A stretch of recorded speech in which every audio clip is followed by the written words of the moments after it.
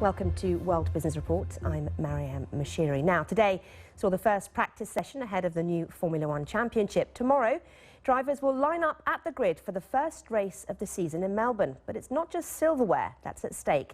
Teams will compete for around 50% of the total profits of the F1 series. Last year, this was worth nearly $900 million. But the prize money isn't distributed equally. Forbes estimates that the top 4 teams, that's Mercedes, Ferrari, McLaren and Red Bull Racing, receive around 57% of the total prize pool. And with this imbalance in prize money, it's no wonder there's also a huge mismatch in the amount spent by different teams.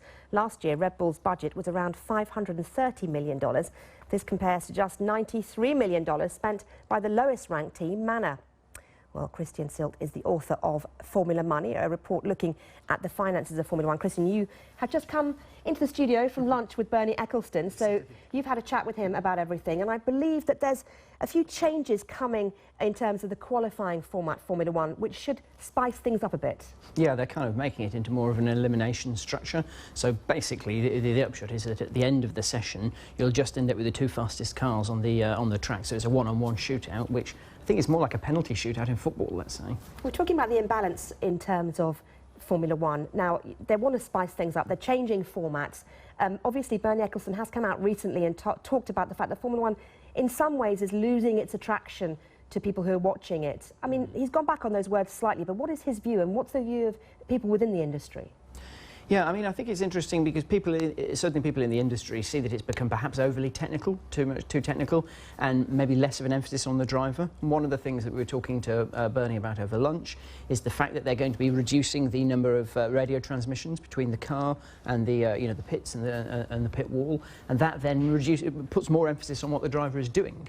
So again, I think that's really going to be the focus for the future, is kind of bringing the driver back to the fore. There's a lot of money in Formula One, we all know that. There are lots of rich teams and rich drivers, but there is a bit of a mismatch, as I mentioned earlier, between the top 4 teams and everyone else, and that obviously creates issues in terms of the racing as well, doesn't it? Yeah, I mean, Formula One is one of those sports where if you spend more money as a team owner, then you can actually improve your performance. It's not like football, tennis, something like that, whereas really it is just down to the athlete. So, yep, money counts in Formula One, and that's what keeps the wheels turning. There is this huge imbalance between the top and the bottom of the grid. It's a system whereby success breeds success. So because, as you say, the prize money is a percentage of the profits, the more the team wins, the more prize money it gets, the better it's going to do. And that makes sometimes for boring viewing for some people, doesn't it, when you always know who's going to win? Yeah, I mean, I think the issue there really is more the fact that if it's the same team and the same driver, people can say, well, it is predictable.